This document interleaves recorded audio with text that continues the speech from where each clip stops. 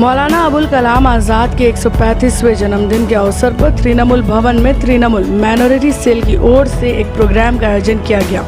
इस प्रोग्राम में minority cell के तमाम नेता फरीद खान, एहतिशामुल हक, सोफिया खान, जाहिद हुसैन, शाहनवाज अली, खालिद सैफ समेत कई लोग मौजूद थे। इस अवसर पर सभी ने एजुकेशन के क्षेत्र में मौलाना अबुल कलाम आज़ाद के योगदान को भी याद किया गया।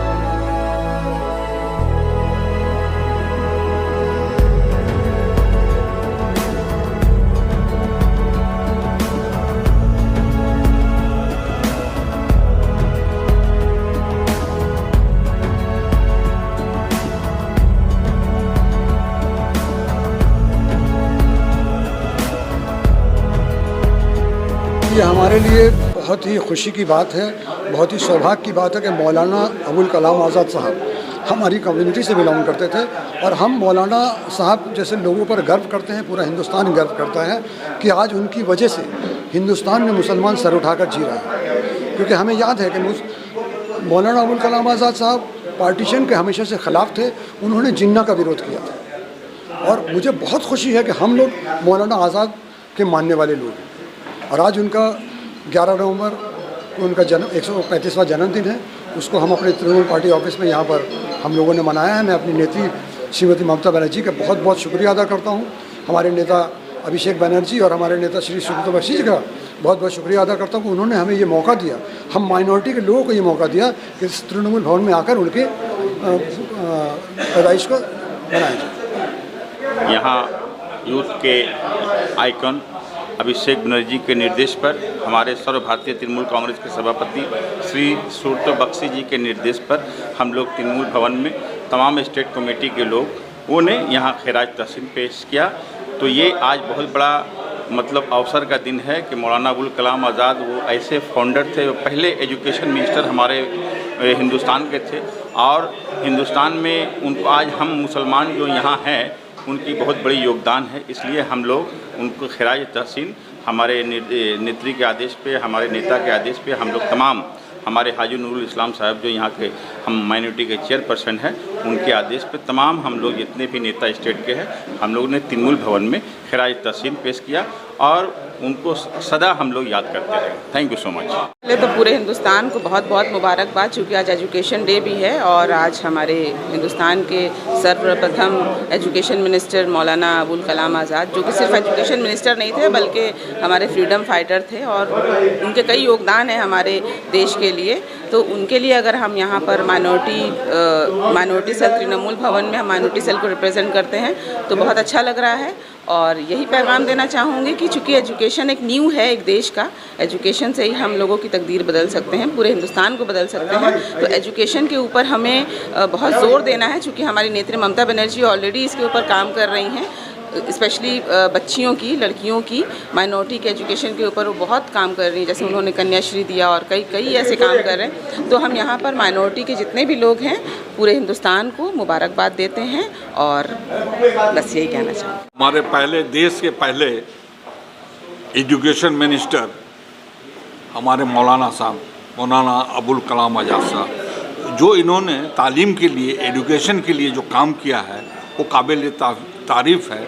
उनके बारे में क्या बताएं, ज़्यादा कुछ बोलना, चिराग को क्या बोलते हैं उसको दिखाना हुआ, नहीं बोल सकते। ये महान हस्ती थे, इनके बारे में कुछ जिक्र करना बड़ा मुश्किल बात है। इसलिए हम लोग इनके लिए, इनके पीछे काम कर रहे हैं और एजुकेशन के लिए काम करते रहेंगे। इसलिए इसके बारे में बेसिक कुछ नहीं बता सकता हूँ, सारे लोग तो बोल दिए हैं।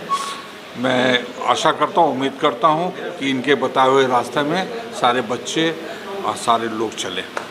बात तो कहीं से भी कहें तो उन्होंने अपने जो मौलाना आज़ाद अपना पहला जनरल इलेक्शन जो लड़े थे वो रामपुर से लड़े थे, वो एक माइनॉरिटी डोमिनेटेड एरिया, और दूसरा शायद मेवात से लड़े थे, वो हरियाणा में आज के है, वो भी माइनॉरिटी डिस्ट्रिक्ट है। तो ऐसा इत्तेफाक कहें कि उन्होंने जब भी इलेक्शन लड़ा था माइनॉरिटी डोमिनेटेड एरिया से लड़ा, मगर उससे उनकी जो कम यानी जो ऊंचाई जिस लेवल पे गए उससे कमी नहीं हो जाती है। वो एजुकेशन मिनिस्टर तो रहे ही रहे, मगर उनके लाइफ टाइम में क्या क्या इम्पोर्टेंट काम इस मुल्क में हुआ उस पर तवज्जो देने की बात है। सबसे बड़े IIT का उन्होंने इनॉग्रेशन किया, सबसे पहले संग बुनियाद उन्होंने डाला। UGC उन्हीं के वक्त में आया हिंदुस्तान में, और तमाम एजुकेशन के जो सिस्टम एक निज़ाम उन्होंने कायम किया वो भूलने के लायक है। और माइनॉरिटी के हवाले से एक बात ज़रूरी हम ये कहना चाहते हैं कि वो एक माइनॉरिटी के हीरो है, और जो कौम अपने हीरो को भूलता है समझिए उस कौम की मुस्तकबिल समझिए गया।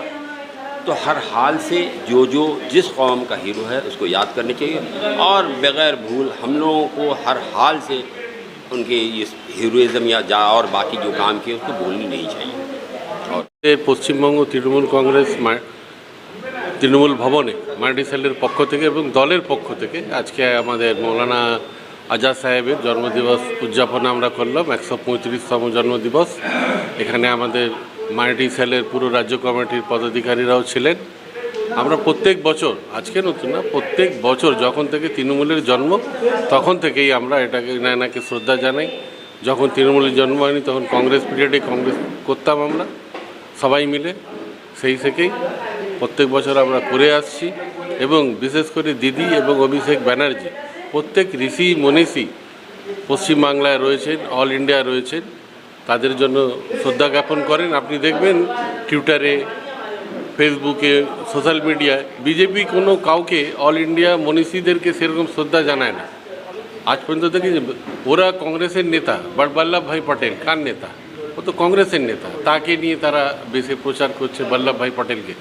কিন্তু বিজেপির একজনও নেতা নেই যে স্বাধীনতা সংগ্রামে তাদের অংশগ্রহণ করেছিল, তাদের কোনো অবদান ভারতবর্ষের মধ্যে রয়েছে, একজন নেতাও নেই। তারা কংগ্রেসের নেতাদেরকে নিয়ে তারা বেশি মাতামাতি করে।